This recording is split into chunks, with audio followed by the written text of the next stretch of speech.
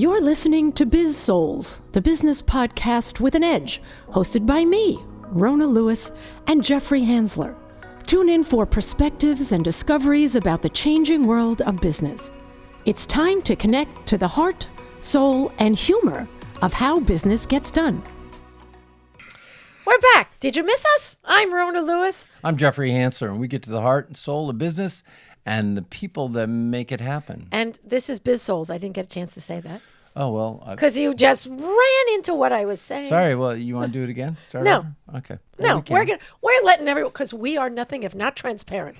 So what are we talking about today? So so the last couple of podcasts we did were a little more casual. We're trying a little conversational, not so much of have a point. When we don't really have a conversation any other time except on the podcast. Exactly. How was your day? Well, it was pretty good. Okay. So I want to talk about Bayesian probability a little. Because Bayesian probability. Yeah, theorems. Start drinking now, kids. Bayesian theorems. Yeah. So anyway, it was interesting, and this came from Johnny Thompson. He was talking about it, and he said that, people think of their ideas. Wait, and can their I interrupt beliefs. you? Yeah. What is it? So it is a mathematical equation, I think it was 1700s. Maybe it was the 1800s when he came up with it.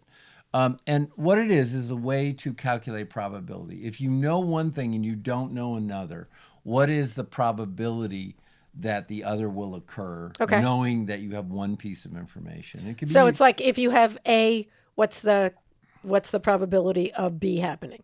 Right. Okay. And so people take a premise, and this is how you test a hypothesis. If the hypothesis is true, what's the chance of the hypothesis not being true and things like that? And so you do it for statistics. They do predictions on it. They probably even do the weather, all kinds of things. If the snow. So what's the probability of a person who is like 6'4" being a little wonky because the air isn't quite as clear up there? Clear up there, yeah. Yeah, okay. That's probably, you could figure that out. And it can either be a simple equation where you only got two things, or it could be more complex where you have multiple ideas. And it really it's fascinating on thinking. Well, Johnny took it and said, one of the ways it's being used is to show that people's beliefs and their values are not black and white. They're not and or. Your beliefs and values are more of a probability. Okay. And the idea, when somebody says it's the environment argument, well, they blew up in a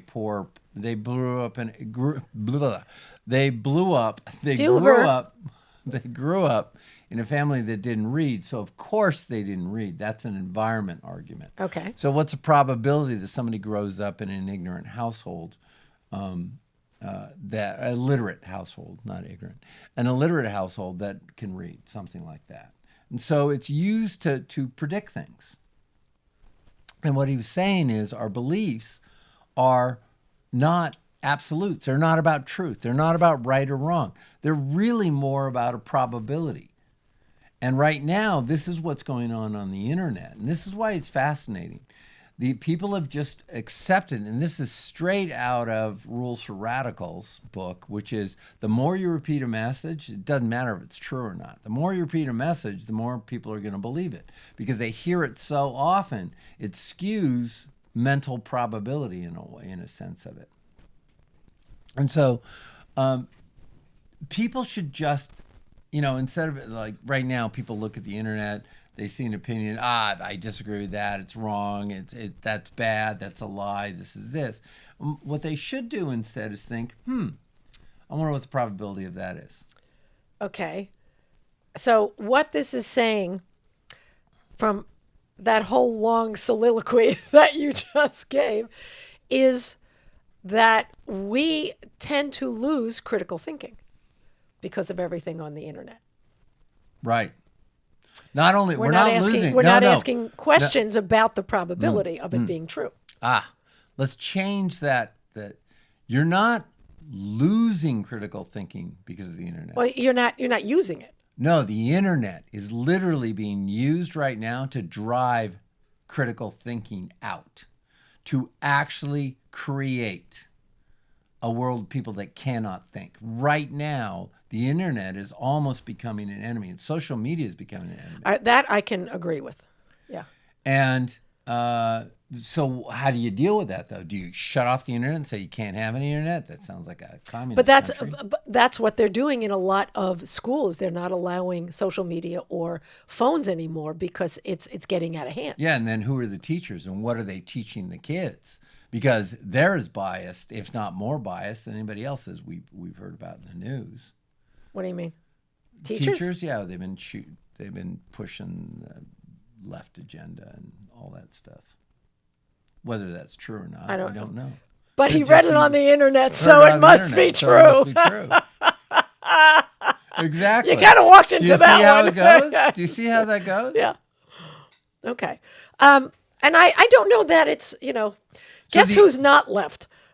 So this is the only thing, though. The solution isn't the internet. That's working on the symptom. Yes. And the symptom is giving us what people are asking for and what advertisers are asking for. And this is what upset people so much about the jab, is they took away their chance to think about it. You mean the vaccine? Yeah, you take away people's opportunity for choice. Well, here, this is what I'm saying is we should maybe pay more attention to this What are you saying, Jeffrey? I have no idea. Go ahead. Just let him talk. He'll wind down in a couple of minutes. Go ahead. That the solution is not restricting the internet or taking money out of Zuckerberg's pocket or anything else. The secret, though, is to learn to think critically.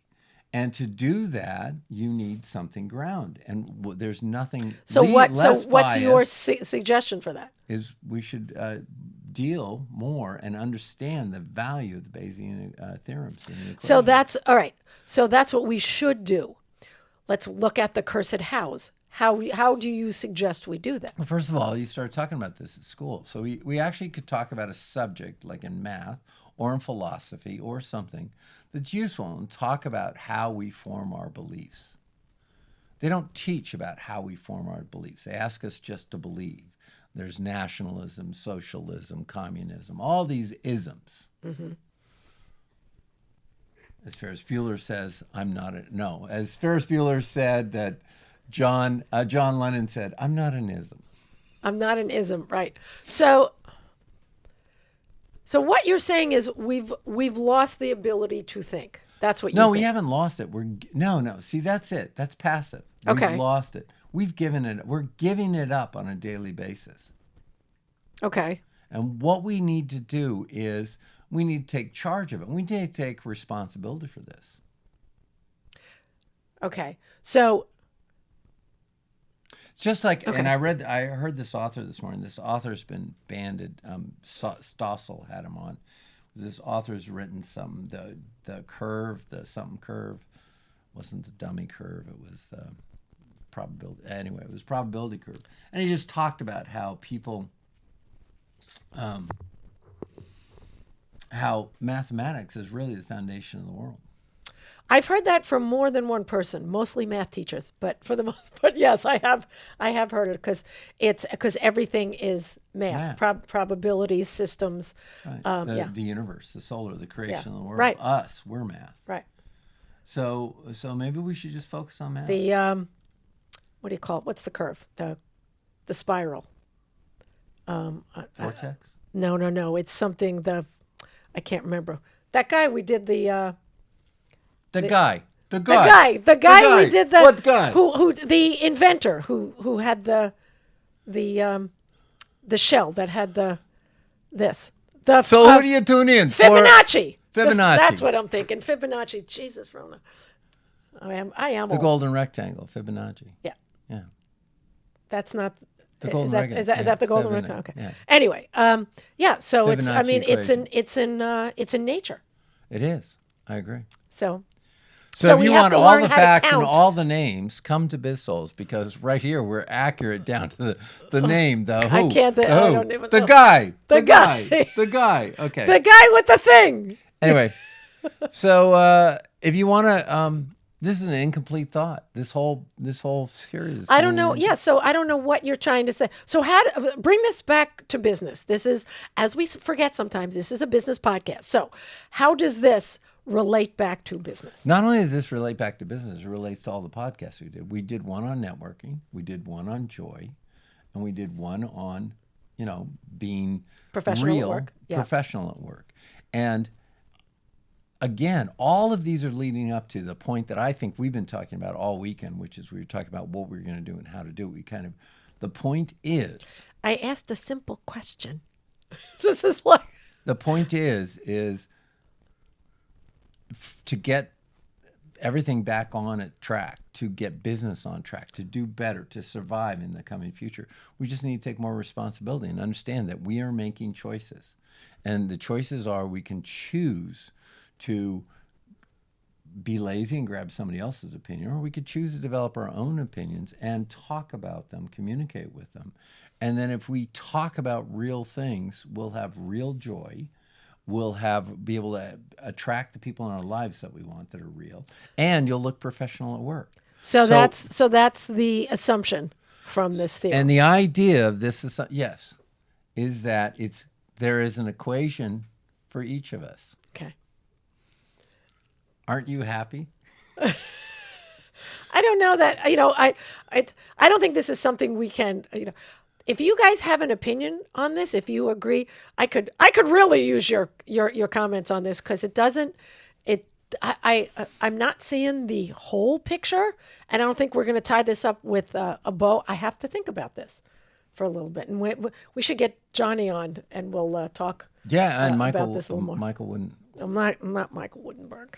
Yes, Michael would love this conversation. I know. He and I could talk for hours and not say a single not complaint. say anything. Talk about the business theater, insisting on giant words. That's Michael. Yeah, he likes those. We big love words. you, Michael. All right. Okay, we're done. I'm Rona Lewis. I'm Jeffrey Hansler. Thanks for playing. This has been Biz-Souls. We'll see you next time. Thank you. You've been listening to the Biz-Souls podcast with your hosts Rona Lewis and Jeffrey Hansler. Did you have fun? Subscribe, rate, and leave a review. It's very much appreciated. Talk to you next week.